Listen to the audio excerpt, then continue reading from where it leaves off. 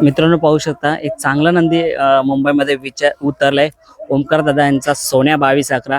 आणि दादा काय बोलाल, आजचं नियोजन कसं काय ठरलं? पुन्हा एकदा मुंबईमध्ये सोन्या 22-11 उतरला, कारण का मागच्या वेळेस 26 जानेवारीला सोन्या 22-11 आणि आपला बिट्टू होता आणि एक गुलाल, चांगला एक विजयाचा गुलाल घेतला होता त्या मैदानात. आणि आज सोन्यासोबत कोण होता, कसं काय नियोजन झालं?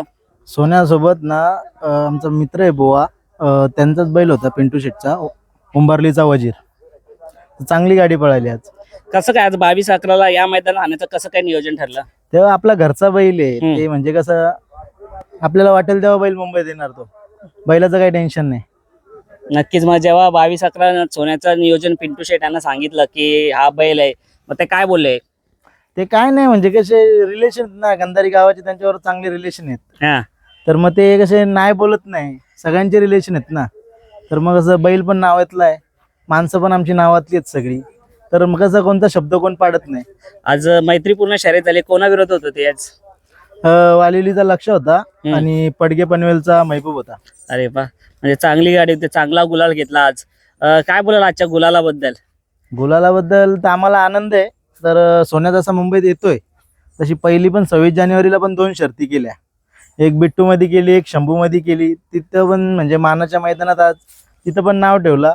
आज परत उसटण्याला असाच नियोजन झाला. आज पण त्यांनी नावात ठेवलं आम्हाला. थोडा छकडा मोडला, नाही तर आज पण आम्ही 2 शर्ती करून 2 गुलाल घेणार होतो. अच्छा, नाही तर आज पण नियोजन 2 शर्तीच होतं. हो, नियोजन टॉपचेच दोन्ही होते, पण कसा खाली टाइमपास झाला त्याच्यापायी. काही चुकी नव्हती कोणची, लेकरा मोडल्या कोणाला बोलता येत नाही ना काय, म्हणून थांबायला लागला.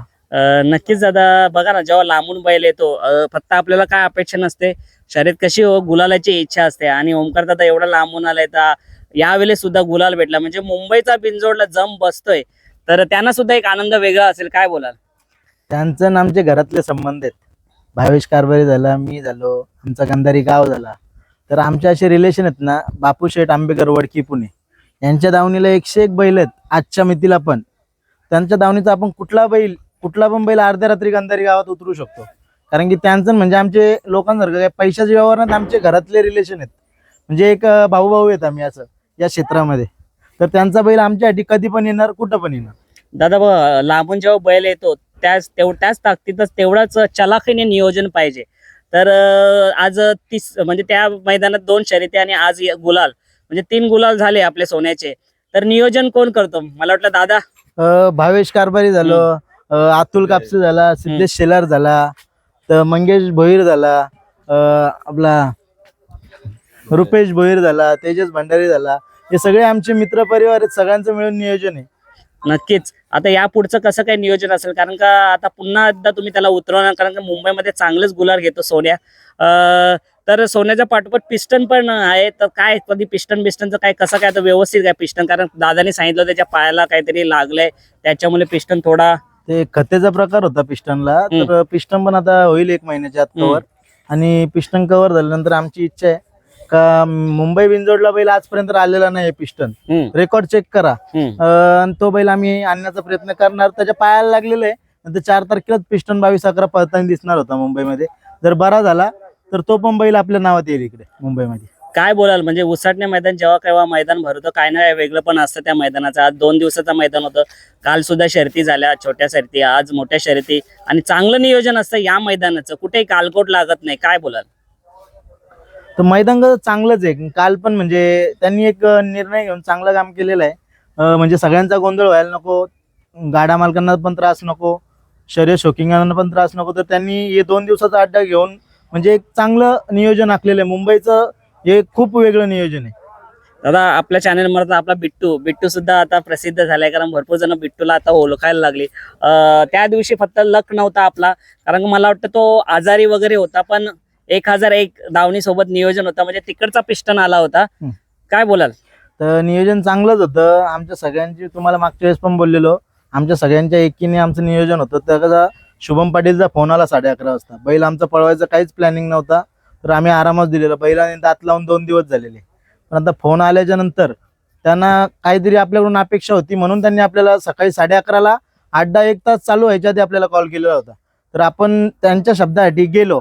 भले शर्यत हारो, मी त्या दिवशी पण तुम्हाला बोललेलो शर्यत हारो जिंको, पण आम्ही शर्यत नाव फिरवणार किंवा नाव देणार आणि शर्यत करूनच आम्ही घरी जाणार.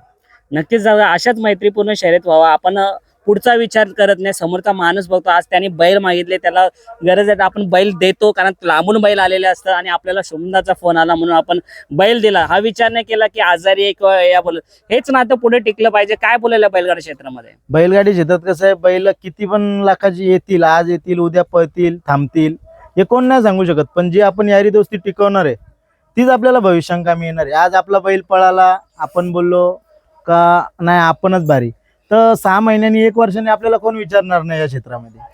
नक्कीच घाटावर येऊन घाटावरची लोक सुद्धा खुश होत असतील, कारण का सोन्या 22-11 आता नाव करतोय. आता लवकरच आम्हाला तुम्ही सांगितल्याप्रमाणे जे या मुंबईमध्ये कधी उतरला होता पिस्टन, ते तुम्ही हाणण्याचा प्रयत्न करणार आणि तो योग कधी येणार, तरी किती दिवसानंतर? पिस्टन 22-11 झाले, असे भरपूर सारे नंदी आहेत. आमचं खूप मोठं नियोजन आहे भावेश कारभारी आमच्या सगळ्या ग्रुपचं, का जे बैल मुंबई बिंजोडला आलेले नाहीत ना, तर पुढच्या 26 जानेवारी पर्यंत 101 बैल आम्ही मुंबई बिंजोडला आणू आणि आमच्या रिलेशनवरती बैल येणार आणि चांगले नियोजन होणार आणि चांगले गुलालात जाऊ आम्ही पण. दादा, असं झालं तर बरं होईल आणि त्यात तुमचा सर्व नियोजन करताचा मोठा सहभाग असेल, कारण का चांगली चांगली बैलं आपल्याला जे आपण घाटावरती जाऊन मुलाखती किंवा घेऊ शकत नाही सतत, ती ते येऊन आपल्या चॅनल मार्फत मुलाखत बघायला भेटेल. चांगलं करता तुम्ही आणि असेच मोठे नंदी यावे आपल्या इथे मुंबईमध्ये आणि चांगलं चांगलं नियोजन करून विजयाचा गुलाल घेऊन जाऊ, हीच ईश्वरचरणी प्रार्थना. धन्यवाद. थँक्यू.